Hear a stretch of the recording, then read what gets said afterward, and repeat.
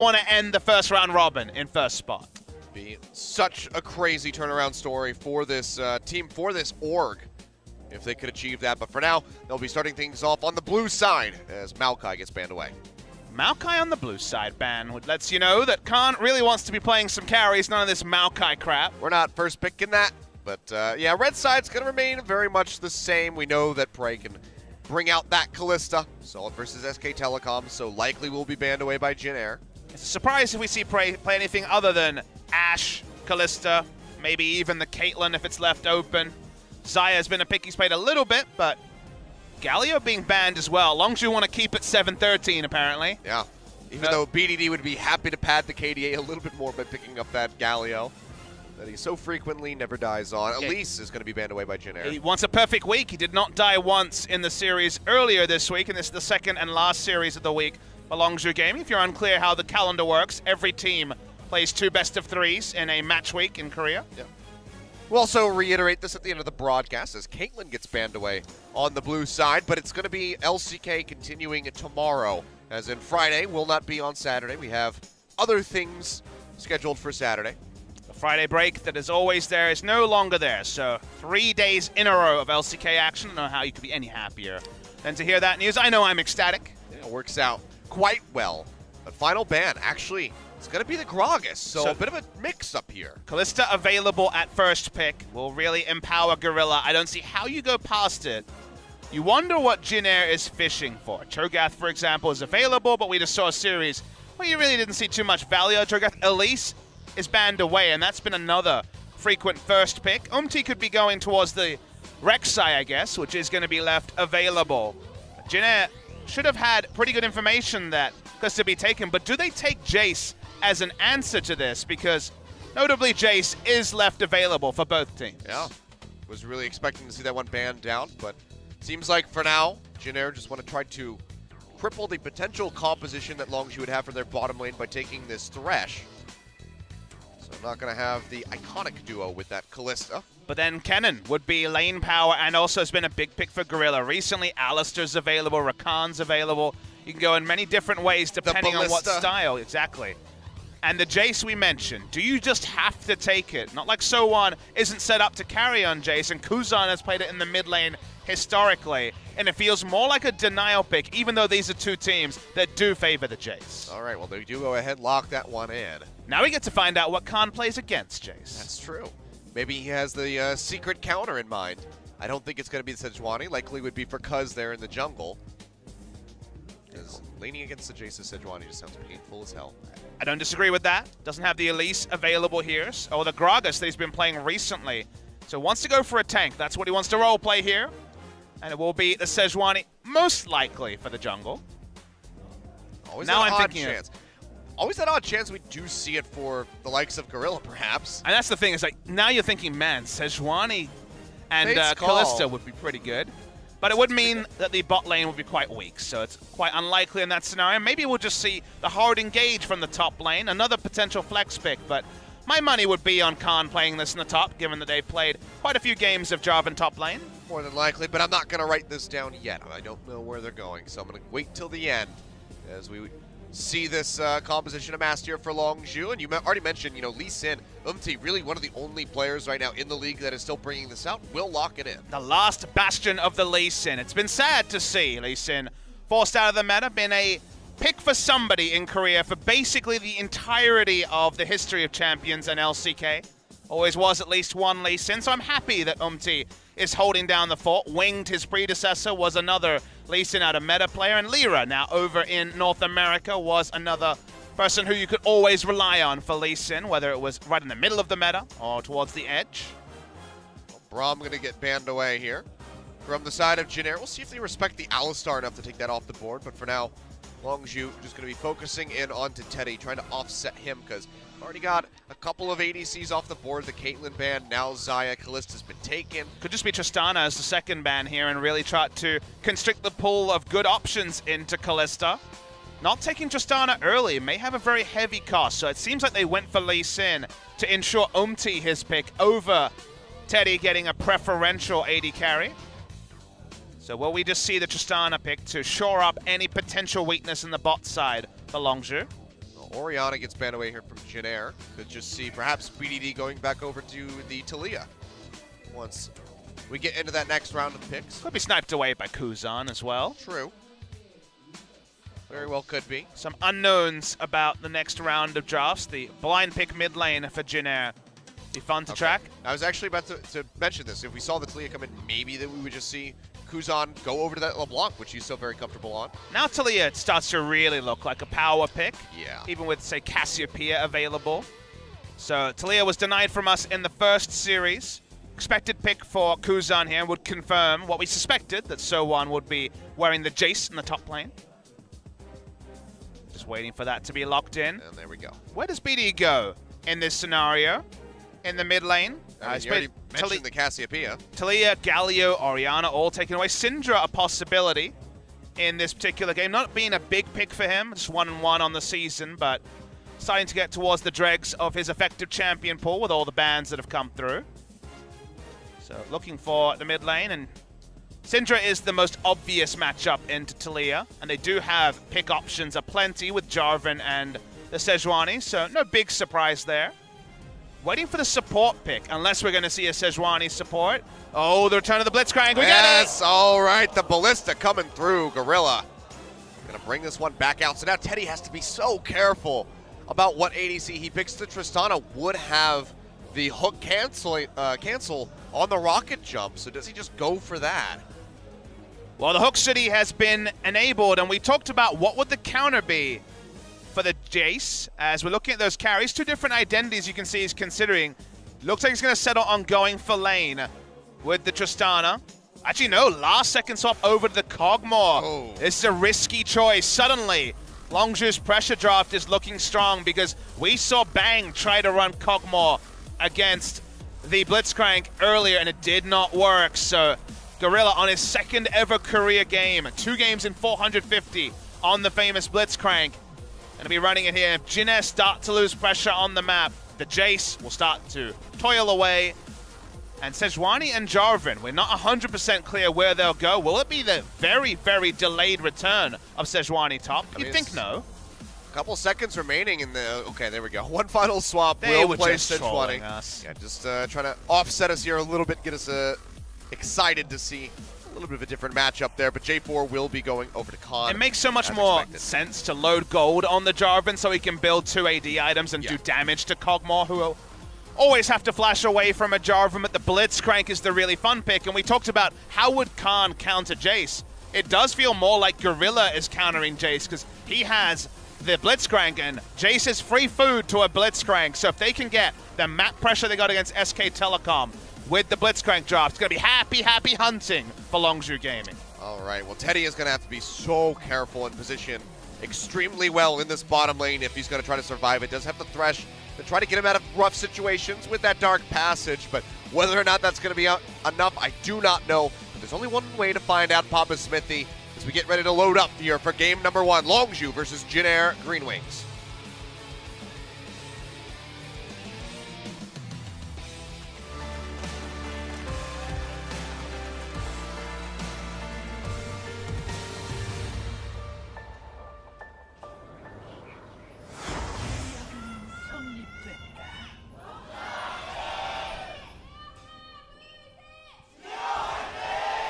All right, well, the Jin Air fans fighting back. Well, they got a lot to fight for, Achilles. It is very realistic that they make it to the playoffs. So while Longzhu arguably have the bigger prize of first place, of guaranteed top 2 for an org that has toiled, that has never made it past a quarterfinal stage. That was IM number 2 many, many moons ago. This is the chance for Longzhu Gaming, but also for Jin Air. So there's 2 sides to the story. All right, well, everybody's sitting in the brush right now from the side of Jin Air. Will they start pushing in? The answer is going to be yes. Gorilla's going to spot this now and start retreating. They're not going to be going for any fancy plays there with the potential flash death sentence. I actually like, well, for one thing, I like Gorilla and Prey. Biting his lip. It's just so sexual. Can you deny it? It's not sexy, it's just sexual. Exactly. Yep. This is illicit content. We have to raise the refresh the stream Explicit and raise the content warning. Yep. Good old Prey. Some of you are not allowed to watch the stream anymore. Unfortunate. Unfortunate. But does mean that wards could come down for Longzhu on the top side. That's for certain. Starting a big buff on Sejuani. We haven't had Sejuani jungle for a couple of days, so a reminder that you will start the big buffs, and I guess someone saw the picture of Prey, so they need to readjust themselves. Yeah, they're like, hang on, guys. I'm not ready to observe anymore. Seems like the issue is with Khan. We'll let you guys know if there's any more information. He got distracted by the picture in the audience. It's a hard life, Yeah. you know? We do have soundproof booths, but you can't be blind to what's out there. That's true. You can see through the glass.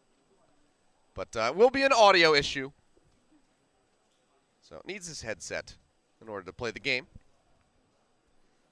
Looking at on the other side. He's just going to slap himself in the face. He says, let's do it! I mean, he has to be awake. He has to make sure that he's not sidestepping at the wrong points in the early game.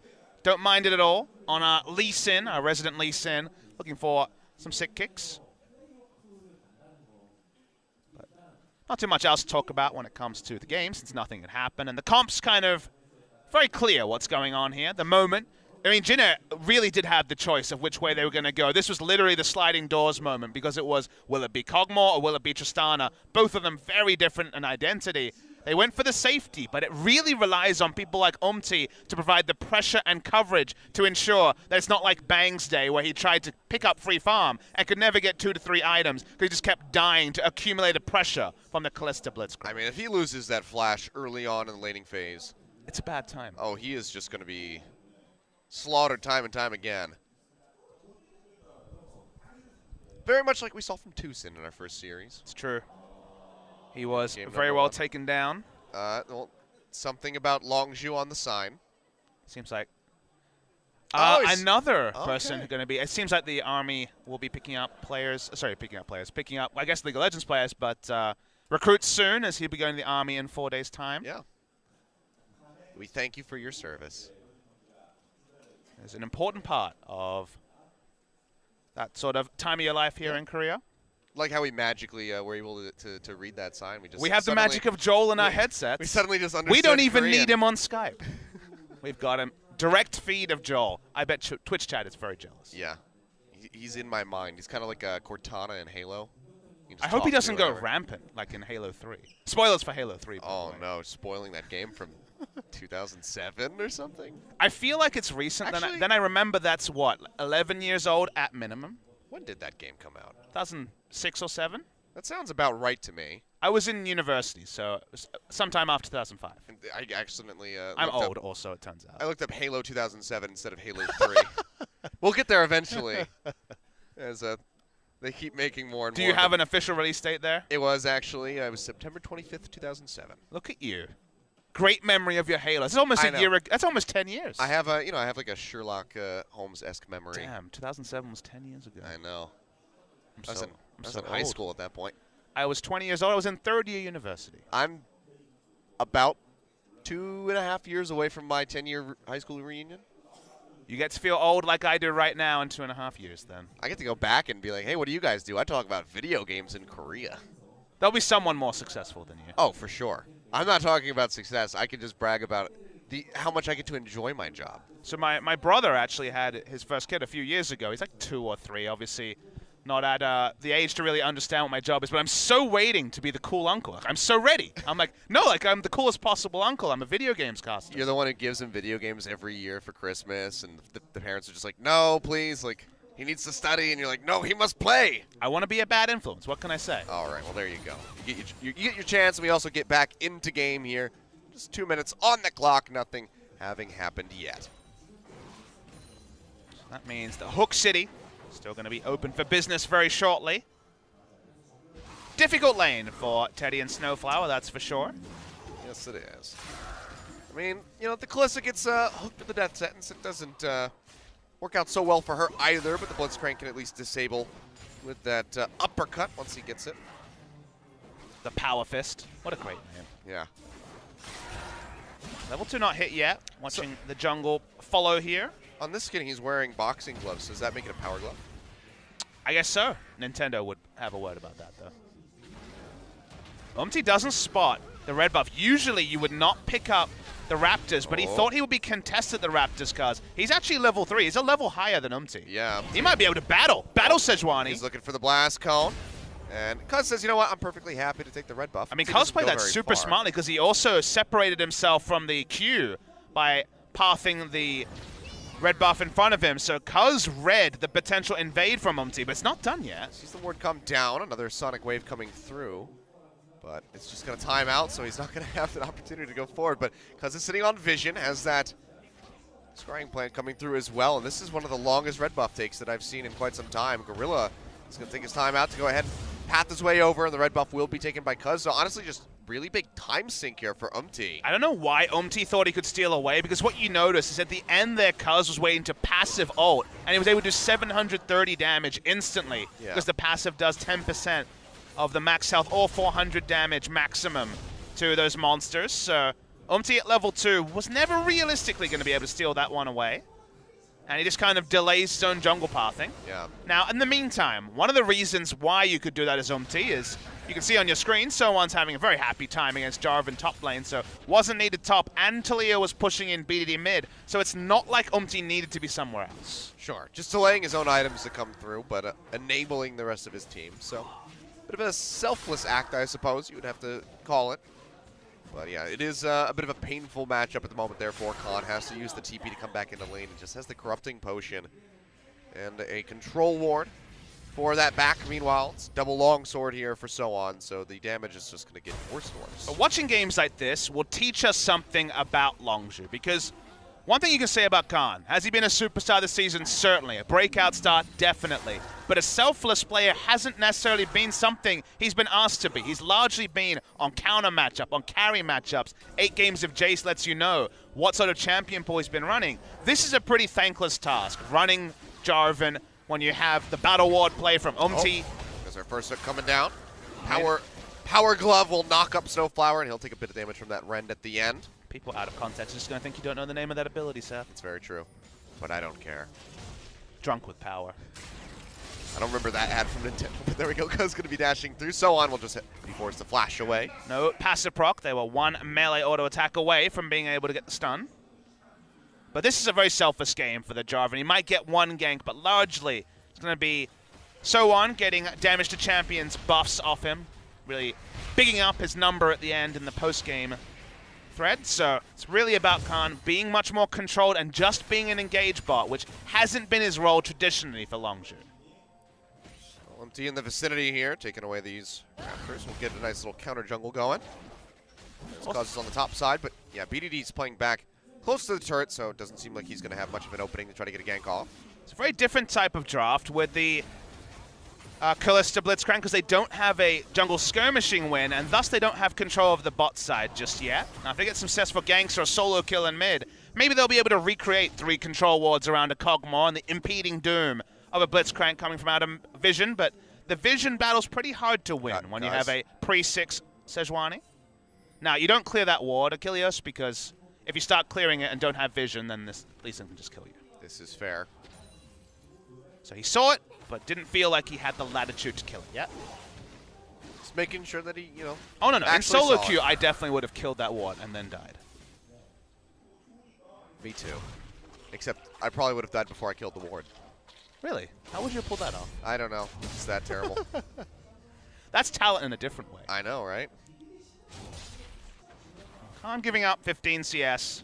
Losing the minimum as a melee champion into Jace. A bit of an art form, so we'll track to see if Khan can stay around 15 to 20 CS down, but not die. That's kind of the gold standard for the Jarvan in this lane, unless he's getting some ganks from Cuz. Well, it's going to be another slow and steady start here. The pause definitely not helping out, but just keeping things nice and calm, very much like our second game. But there's no ambiguity that you load a couple of items in, and Longzhu are going to be super aggressive. So there is certainly some excitement around the corner, but for now, pre-ultimates on the junglers. Things are a little bit boring, like you say. Thought perhaps we would see a little bit more action on the bottom side of the map, trying to get a couple picks and maybe translate that into the Infernal Drink, but it's still quite the early game here. What I'll say for Jin Air is that banning Gragas, which seems weird against Cuz, but Cuz has been really playing it a lot recently. If this same draft from Longzhu exists with Gragas, insanely stronger than it is now early game. And it was the early game snowball with a Gragas in this scenario that allowed Longzhu to get ahead. Because it's the Sejuani, who really can't scrap with the Lee Sin at all. They lose a lot of 2v2s with the jungle. It means that they're much more on the back foot than they want to be. Kaz doesn't want to bait any of his lanes. If he stands in a ward and the enemy jungle is there, they will lose a 2v2 and a 3v3. It's a lot slower, and that means that Umti, even if he's not piling on farm, has relieved a lot of pressure on Jin Air themselves by banning the Gragas. Kaz coming over the wall. Will get spotted out by that control ward, so it's just going to have to clear that. And there's nothing really on that top side of the jungle other than the Raptors that he could go for. So probably won't be finding too much to counter jungle because Kuzan's in the vicinity, so he's just going to peel out of there. Able to dash his way to a control ward, and Kuzan seems to have eyes on that one. Was a red ping onto the control ward spot. A couple of patches removed from the warded ping. That'll be a useful one. Yes, it will. Especially for Look who's you and here. I, but yeah, that's going to be the flag and drag coming in. Kuzan getting locked down. Stun comes out. It's got the cleanse, and the flash has already been used, so the Cataclysm will rope him in, but it's BDD who has the first blood. Yeah, no value out of the cleanse from Kuzan. He used it almost like it was a heal. Very strange use of the summoner spells. Maybe just a misfire. The cost will be first blood over to the Syndra. We talked about a solo kill in mid lane, not a solo kill, but still 400 gold to the Syndra. Umti, under the guise of safety, is being able to solo down the Drake, but Kaz is going to find him. He's going to pop over the wall. That was just chance. They did not have vision of the area. He doesn't have a level advantage here, so the smite would be pretty even. Seems like he's just going to let the dragon reset. I actually think that was less about having any sixth sense about the jungle and more about a pathway to ganking bot lane. Well, they're starting it up yet again. Gorilla's in the vicinity. There's already been a back from Prey, so that was because it was an earlier back from Teddy that they had the preferential roam on bot lane. Snowflower's just free to go ahead and play this far forward to ensure that Umti is unhindered in this take. So it seems like Longzhu, they're just going to go ahead and surrender this over. So Jin Air will put something on the board for themselves. Very high value Infernal Drake in this purported tank meta, because we don't have a tank meta at all enacted by Jin Air. It's a DPS meta, so maximum value from Infernal. Gorilla has the hook out, gets the power fist there, and because it's nearby, Glacial Prison comes down, they lock him in, he's got the shielding, trying to keep himself alive, and it seems like they will just go ahead and abandon the chase. Yeah, Teddy was just able to cut off the rotation coming through from Prey. He'll just win a straight up auto attack trade if there are no supports involved. A lot of that damage is in the W passive on the Kalista, so wasn't able to walk through, and thus not enough damage to take down the remaining member there of Jin Air, Snowflower, who will recall, just come back. Yeah, you kind of have to flash to get into the range, and just not worth not really worth it to take down the Thresh. No need to put a target on your back just to pick up a kill on a Thresh. If that was Kog'Maw, I think you go for it, but getting Thresh off the map for a couple of seconds, not as useful. They force him back, that's about it. So, minor victory there. Another Infernal Drake will be on the way, and I mean, that could be a big swing here for the side of Jin Air if they can get the double, as MT goes ahead and just smites away that Scuttle Crab. So not ideal to use your smite on a Scuttle Crab. It leaves a bit of pressure around top side, but Sejuani can jump over walls, so not that much pressure. Khan's going looking for an all-in here, but it's probably just a trade. Yeah, just trying to trade up here. Zoan is pretty low on mana. It's a little bit back as he smacks him around with the hammer. Outside of that, be too much as MT's going to get slowed up. No Glacial Prison. Forward. Does not have the ultimate. Khan trying to get nearby, and it is just turned in for Zoan. He does have the flash available. Cataclysm comes down. Nicely timed there by Zoan, but has to force that one out. Nice target selection from Longzhu, trying to get the maximum in every scenario. Glacial Prison up soon. Yet again, just locking him. He's just smacking him with the flail. Makes him very low. Has the Arctic Assault to go ahead and dash his way out as Zoan re-arrives with the TP. It was coming back anyway, so no teleport waste there. Just want to get back into lane as fast as possible. Control ward, 2 were down in bot side, but 1 already been cleared by Jin Air, so definitely not the vision denial around bot side they would have preferred here, Longzhu Gaming. Yeah, control ward in their tri-brush, but enemy one there in the river. Kuzan going low as the Unleashed Power does come out. No Magic Mantle, invaluable in that scenario. Cleanse taken largely to deal with the Sejuani as Kaz is back top, speaking of the Sejuani. Yeah, Zoan not having that flash. Very well cost him. Flag and Drag not going to land, nor is the Glacial Prison. Smithy, is that you? Got a little bit of damage down. Well, that's funny. All right. He was caught mid-air. That was basically a Zach Zonia's pose right there. Okay. Well, that's the second skyward interaction that we've had today. That's quite hilarious. We've both gone to the skies and been denied many times today. Khan. Wave is connected. Does he go in with that resonating strike? The answer's got to be no. Still fearing Cuz, who has a decent bit of mana, but that will force the J4 back, you'd have to expect. Talking a bit about the Jace, remember that Jace gets a pretty big buff from the itemization changes in this patch. Saw a lot of Blade the Ruin King into Black Cleaver Jace previously, but even just Serrated Dirk by itself is a pretty huge power spike for the Jace. But the lethality item reworks in 714.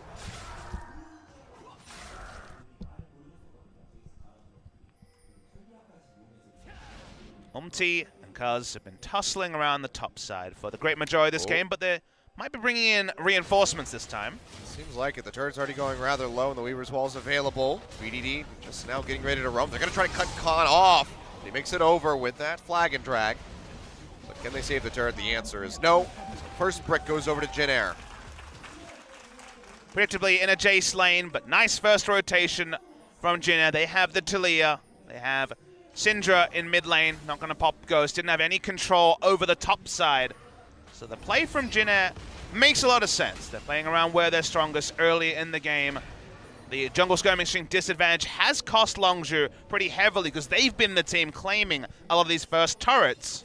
It's not any sort of a gold lead that can't be rewritten, but whenever you see a gold lead on a Kog'Maw team, and the Kog'Maw also matching CS with a Kalista, early game has probably gone better than expected for Jin Air. Yeah, I mean, Longzhu in their recent games have just been dictating the pace from the get-go. I think to, bringing out the likes of the Tristana, taking the turret about 8 minutes into the game for that first gold, but bit of an exception last time Longzhu played. When they took down Rox Tigers, they had a game 2, which was basically even farming for 28 minutes, and the game just ended in an instant in the next 3 when they were able to pick up an advantage. And this is still the sort of draft where that could happen. A bit more geared towards team fighting because they don't have the Jace or the Trundle this time for true split push pressure, and it is very much a containment build from Khan rather than the Tiamat or the Black Cleaver just yet.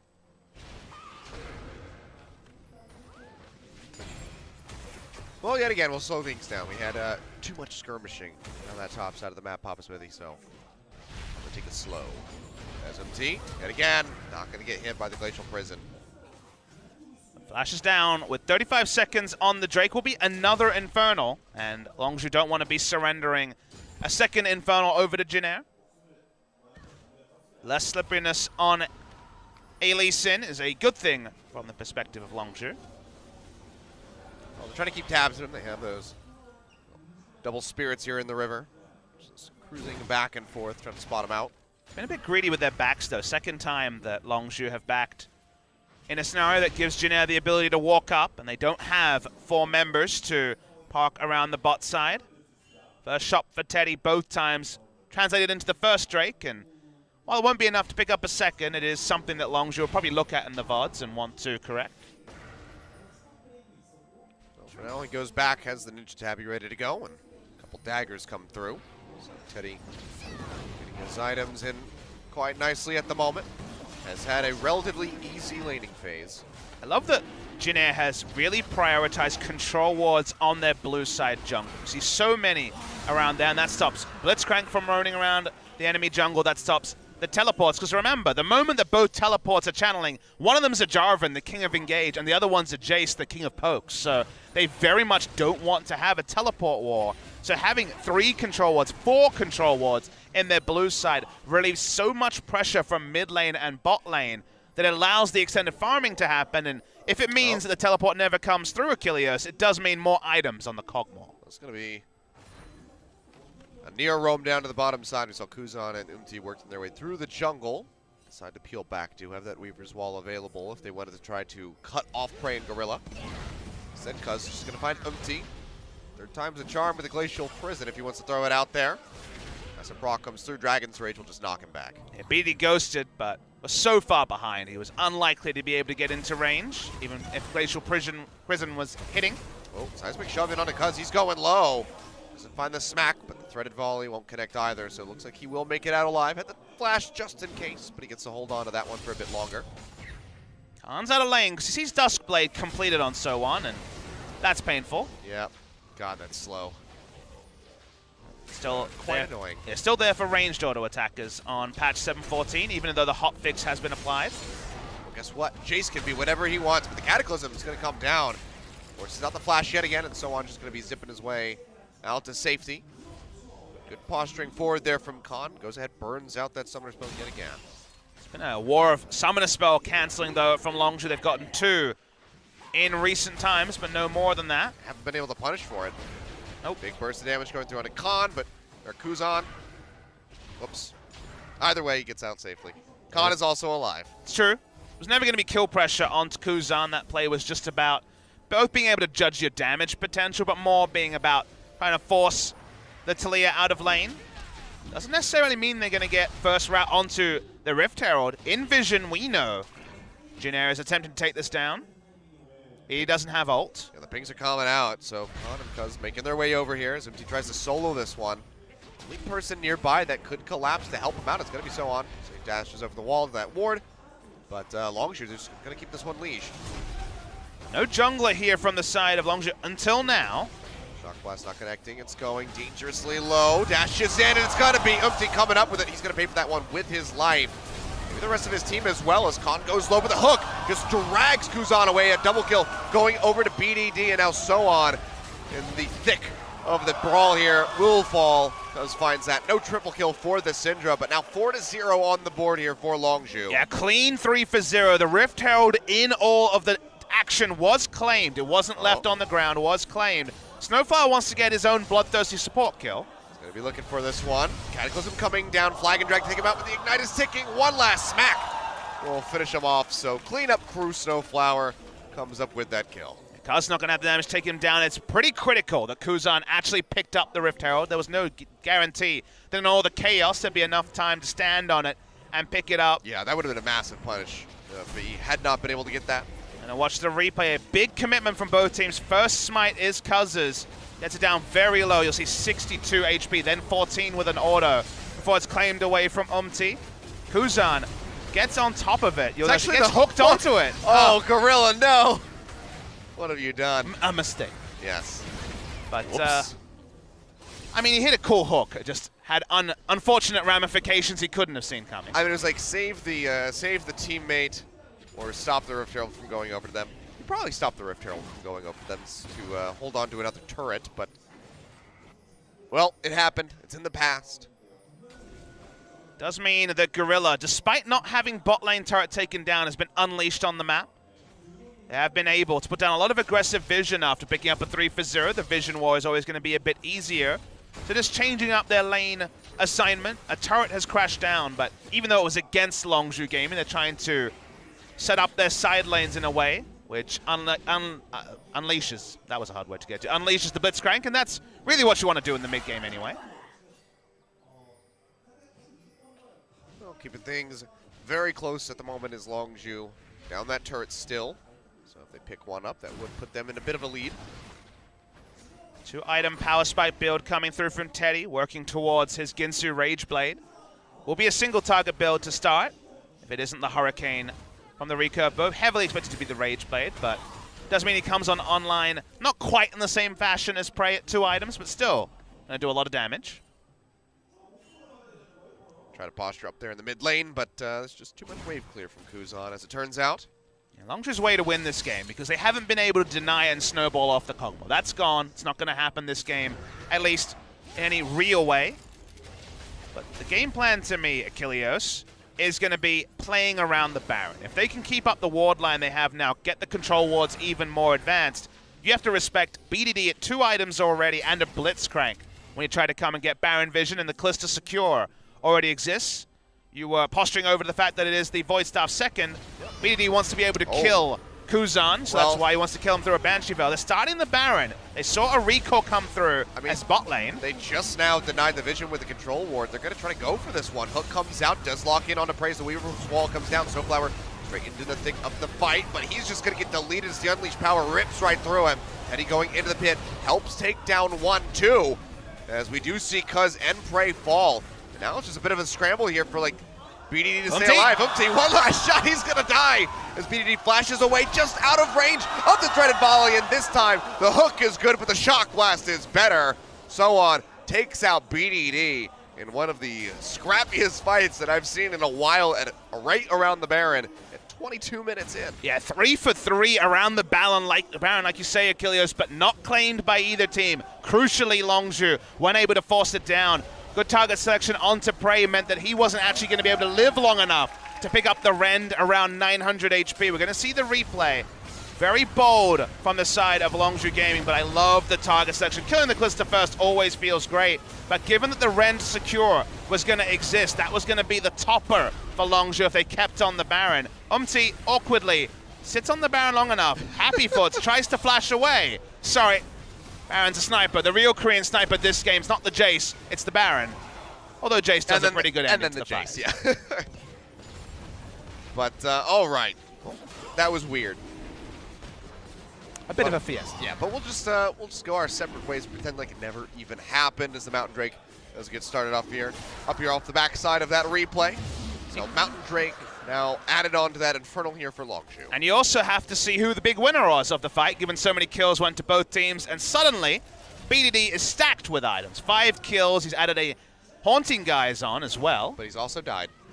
Dying's not ideal, Kilios. He may have lost some stacks on the Dark Seal, but he went for an item build to be able to kill Kuzan, and now with both the percentage penetration and the flat penetration, Banshee Veil's not going to be enough to be a 1 rotation kill from the Syndra, so it's actually a really good item time for BDD, who is kicked. Well, goodbye, MT. The Resonating Strike will get taken down, as does Kuzan. A bit of an awkward flash there, just takes him Big even closer to engage. the play. Khan in the front lines will get locked up, and a massive stun! Scatter the Weak from BDD just locks them all in as he finds a double kill, triple in the long run. Snowflower will stay alive, Longzhu say, hey, this time it's a bit safer for us to start up that Baron. How often is the Scatter the Weak an orbital strike? But that's what it represented after the AoE that came through from the Sejuani slow after the ult registered on just They're turning on Baron again, but this time with a Mountain Drake, this time with no enemy jungler, and this time it will be Baron, except that was a crappy Rend. Yep, but he still kills it in the end. How hilarious would it be if the death sentence over the wall actually got the seal in that So we're going to see the replay. The first Q came in, and then BDD had unbelievable damage, so Unleashed Power did its job. Watch for the Scatter the Weak, though, here, because we see the Sejuani ult hit, and you're like, that's not enough damage, and then the Scatter the Weak hits, and that's crap loads of damage. Yeah. Everyone's squishy to a very accelerated Syndra. Again, only the 3rd game of Syndra for the season for BDD. The KDA god, he's still actually below his usual KDA. He has an 11.6 on the season, so only at 11 right now. What a tawdry game for BDD. He can do better. I can't believe he died. Bring back Fly. Still less than 1 death a game. As long as he can register that for the regular season, that's a story in its own. That's, yeah, just unprecedented. But, yeah, still doing pretty damn good. 8-1 and 3 right now. With this Syndra, I would love to just see him say screw it and just buy the Medjais. Like, he's already at 10 stacks, 11 stacks. Very small on our screens. It's at least 10 or 11. I can't tell. It's something like that. We'll see when he adds another one on there. But for now, Longzhu playing the map rather well. Get quite a bit of damage down onto this top tier 2 turret. Knocked down to about half HP, as well as applying some pressure there in the mid lane. You mentioned earlier, playing around the Baron was the big win condition for Longzhu with their pick. Also consider what the Baron represents, Achilles, because now you don't care about Jace and his ability to push in the face of Jarvan. Hook goes wide. You don't care about Tilia's strong wave clear. The wave clear is now completely not a factor for the side of Jin Air, and now the engage, which is the big advantage Longzhu has, is the big factor between the two teams. Well, they get the mid-outer there right at the end. And the Longzhu just go back, spend this money that they've gotten for themselves. Righteous Glory completed for Gorilla, so he can really just hound down everybody in his sights. So, yeah, things are looking pretty good. BDD decided, you know, I don't have enough damage. Let me get another needlessly large rod. He is ridiculously strong at this point. Will 1 rotation anyone, and that's not that impressive given there's no super tank on the side of Jin Air, but I think he'll 1 rotation overkill someone by a lot. He could probably just ult Teddy and kill him. This is one of those weird spots where you consider opening with ult and then just hitting the spheres onto 5 people, because just the Scatter the Weak is going to be chunking people. Yeah. Well, This turned into a silly game for Longzhu. I mean, it's kind of reminiscent of that game 2 I was mentioning, right? You can go even with Longzhu, and even if their comp excels in the early game, this comp had options in the late game. Engage. It also has a much more robust tank line. And also, they knew how to win. They started Baron in kind of a Fiesta fashion very early because they thought, well, we have Secure. If we get Baron, we're going to 100% win the game. They eventually got the Baron the second time around after the Wombo coming through from BDD. And now playing the map for Jin Air is pretty much impossible. And there's 2 items on Teddy. Unfortunately, he's going to have a Jarvan and Sejuani to contend with and kind of make him irrelevant. Well, Longzhu looking for this inner turret here in mid lane. Would open the map wide for this squad. Scout of the Week not going to be connecting, nor is the Death Sentence. This wall's going to come through, but everybody makes it over other than Khan, who will get booped back. He just throws down the Cataclysm, looking for the fight in the wall. He'll be destroyed. Coming through, BDD going forward, and goodbye, so on. He gets taken out, as does Kuzan. Another double kill. 10 kills now for BDD. The Death Sentence connects in onto that Syndra, but it doesn't even matter because Longzhu is diving underneath. Can we have it? 2 pentakills in a day? The answer is going to be no. He's not in a position to take out Snowflower, but he'll get the Quadra, the next best thing, and Longzhu gaming. This game has just been blown wide open by the squad, by that man on your screen. BDD destroying Jin Air. He almost never shows emotion, but you know on the inside he has to be elated. Longzhu looking to make it 11 in a row, continuing their gallop towards booking themselves a top 2 guaranteed spot. And the game's just going to end here, Achilles. I mean, it's 15 seconds left onto Teddy. Kuzan about to come up, so maybe he could try to find a kill onto the Syndra, but even then, Prey is there to just go ahead and knock down these turrets. So it seems like that's just going to be it. 30 minutes about on the clock here. Shock Blast coming through as So On dives in looking for BDD, but he still stays alive, finds another kill as the Nexus crumbles. And Longzhu Gaming start things off with a pretty big statement. They say, you know what? You can go even with us, but if you don't get ahead, we will crush you. The moment they get ahead, because it's not about whether the enemy gets ahead, it's if Longzhu, as you say, ever plays to their win condition. They always know what they need to win. Is it vision denial in bot lane to shut down Bang's Cogmore? Is it looking at the enemy team and saying, okay, 4-1, very strong. Wave clear, very strong. Let's get the Baron and use our engage. They played around the Baron. It looked sloppy the first time, but the second time got them exactly what they needed. And the moment BD had 5 kills and that Scout of the Week chunked out 3 people, you knew it was only ever going to go the way of Longzhu Gaming. Yeah, I mean, they think that they have Khan caught out here, but Cataclysm comes down, he's cut off, and then BDD just keeps finding these stuns. The E did 50% plus HP of the enemy, and he just wanted to take down Jace to stop any sort of poke from there, and it's just so easy to clean up when QW is doing 80% of the health of most people on the enemy team. Desperately trying to take him down. The true damage is not enough. The stun, perfect from Kaz. Short cooldown on that when you change targets, and the gallop continues, Achilles, and okay, Jin Air aren't what they're going to have next week, but what do we make if Longzhu can beat KT and Samsung in the fashion that they've beaten every other challenger in the past 11 games? I think we just bow to our new overlords here in Korea, Papa Smithy, because Longzhu are looking pretty damn good. Khan able to come out ahead as well with that J4 matchup, playing for the team, not playing selfishly as a carry here. So it's a good look for 7-14 Longzhu. What happens when Khan has to pull back, when Khan has to be controlled? Apparently BDD takes his place. There's carries everywhere. It's not just Prey, it's not just Gorilla, it's not just Khan. It's a whole team. Yep. Everybody looking deadly in their own right, and Jin Air have to be concerned about going into this game 2 because it doesn't look like there could be a game 3. It is a blue side victory here for Longzhu. We'll see what Jin Air can piece together, but they already had targeted bans here in game number 1. They have a little bit more leeway on the blue side. Let's see what happens as we come back from this break.